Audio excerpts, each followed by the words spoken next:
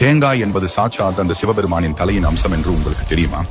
ஒருமுறை சிவபெருமான் கூடிய அசுரர்களுடன் சண்டையிட்ட போது இதுவரை இல்லாத வகையில் பல தடைகள் ஏற்பட்டன. அப்போது பிரம்மதேவர், உங்களுக்கு ஏற்படும் இந்த தடைகள் நீங்க வேண்டுமெனில் விநாயகரை நினைத்து பூஜை செய்ய வேண்டும் என கூறினார். அதனால் சிவபெருமான் கணபதி பூஜைக்கு தயாராகும் போது சாட்சாத் அந்த விநாயகரே வந்து தன் தந்தையான சிவபெருமானின் முன்பு அமர்கிறார். பூஜை முழுவதும் முடிந்த பிறகு சிவபெருமான் விநாயகருக்கு நெய்வேத்தியம் சமர்ப்பிக்கிறார். ஆனால் விநாயகர் அதை ஏற்கவில்லை. மாறாக எவ்வளவு ருசியான உணவுகளை கொடுத்தாலும் விநாயகர் அதை ஏற்றுக்கொள்ள விரும்பவில்லை. அப்போது சிவபெருமான், உனக்கு என்ன வேண்டும் சொல்லு மகனே என்றார். உடனே விநாயகர், தந்தையே, எனக்கு உங்கள் தலை வேண்டும் என கேட்கிறார். இதை கேட்ட சிவபெருமான் அதிர்ச்சி அடைகிறார். என் தலையை கேட்கிறானே, இதற்குள் ஏதோ ஒரு ரகசியம் இருக்கிறது என்று உணர்கிறார். உடனே சிவபெருமான் அமர்ந்து தன் 2 கைகளையும் முன்வைக்கிறார். அப்போது அவரது கைகளில் வெள்ளையாக மின்னும் உருண்டையான ஒரு பொருள் தோன்றுகிறது. சிவபெருமானுக்கு இருப்பது போல அந்த பொருளுக்கும் 3 கண்கள் தோன்றுகின்றன. சிவபெருமானின் தலையில் இருக்கும் கங்கை தேவி நீருருவில் அதற்குள் செல்கிறாள். அப்போது அந்த புனிதமான பொருளை விநாயகர் ஏற்றுக்கொள்கிறார். அந்த புனிதமான பொருளைத்தான் நாம் இன்று தேங்காய் என்று அழைக்கிறோம்.